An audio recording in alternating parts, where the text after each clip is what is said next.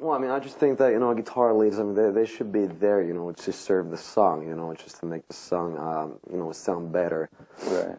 And, well, I mean, obviously, yeah, sometimes, it's just, cool to do a lot of fun stuff, just shred and, play, super fast and just go crazy. And, yeah, we just, do stuff which is, like, less musical. But in general, though, I think the leaders, they should be, there to make the song better. Like, for example, like, Slash for Guns N' Roses tunes. I mean, it was always like, even people who didn't play guitar, they would kind of, they could sing along with the guitar solo because it's like, So, yeah, I think that's how it should be. I got the Aussie guys, like Randy, Jake Lee, Zach Wilde, Steve Vai. He's about probably, he's probably my biggest influence, I guess. Kind of like the reason why I started playing guitar. Well, I mean, like the final reason, when I heard like Passion of Warfare, I was like, totally blown away. And, well, I guess it's, mostly like just the whammy bar stuff that, because I use it a lot. And then, Steve, I did a lot of crazy stuff with it. Right. And Paul Gilbert, Right, sure, yeah. Slash, like I said, Well, I did practice with metronome a lot, actually. Well, for, a lot of people, it can actually, be pretty damn boring, but still, it's good for you anyway. And I guess it's just all about, well, obviously it's all about practicing, but also it's like, it's about being patient with that, you don't want to, you don't try to go too crazy too fast, that you gotta, you just gotta be patient, like, do all the, like, for example, picking stuff, like, try to, learn how to do it, like, slowly, just, like, if you can make it sound good when you play it slow, then, kind of build up the speed, and eventually, you can make it sound good, when you're playing it fast. Right.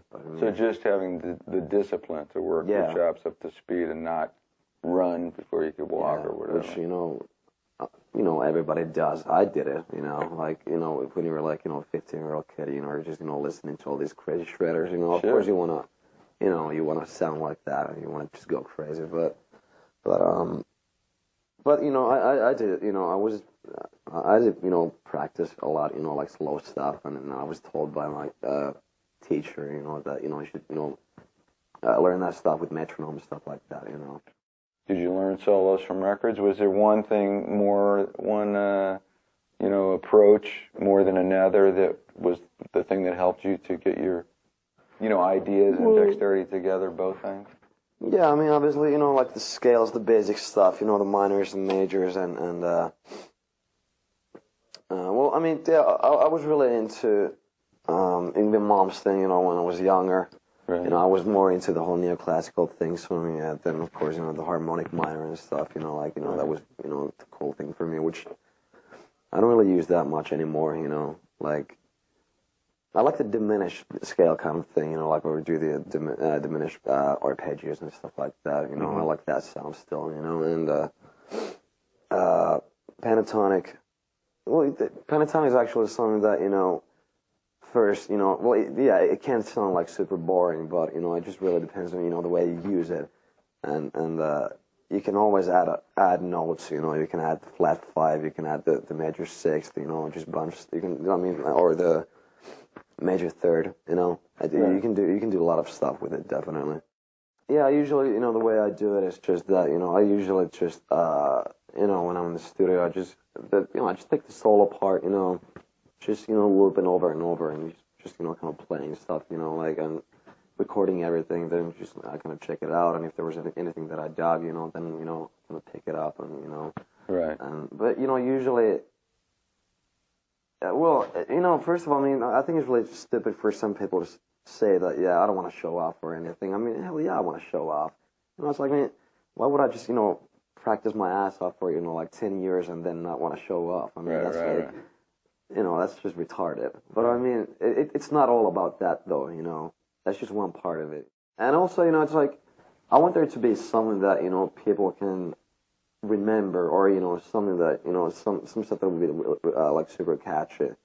Like, if if like a 15-year-old chick who doesn't play anything can remember your solos or sing along with your solos, then it means that you really succeeded, right?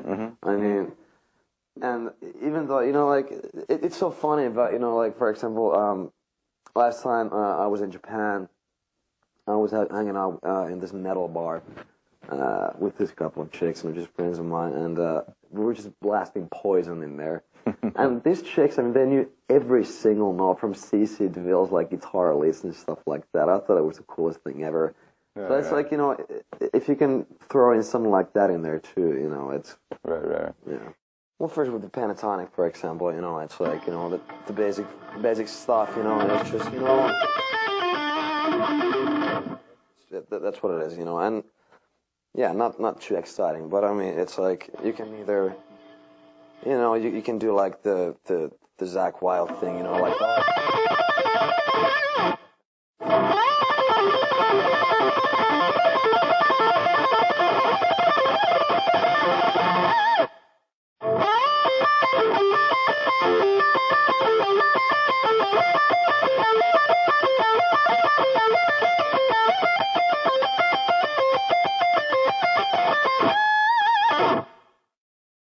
what I like to do is that, I just kind of add notes into it. Like, like for example, if you're doing the E minor pentatonic, you just add the B flat, which is the flat 5, you can get that blues sound.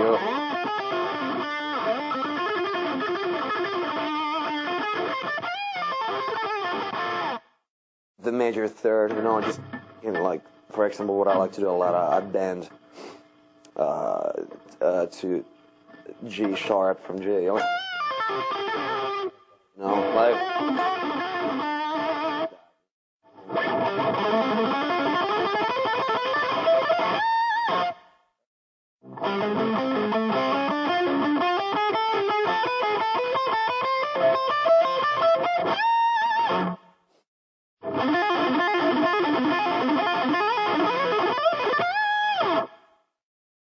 The one arpeggio is like this.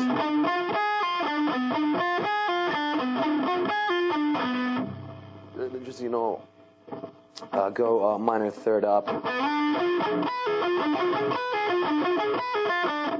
Thing, another minor third again. Another minor third.